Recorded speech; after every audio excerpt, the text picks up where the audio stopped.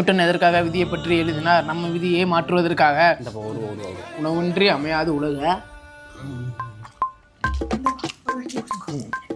நீரின்றி அமையாது டீ. பாடி புள்ள படிக்கிறேன். மேம்படுத்தப்பட்ட பாதுகாப்பு. வெட்டி கட்டின அண்ணன் மாசு 14ஆம் தேதி கருப்பு படம் ரிலீஸ்.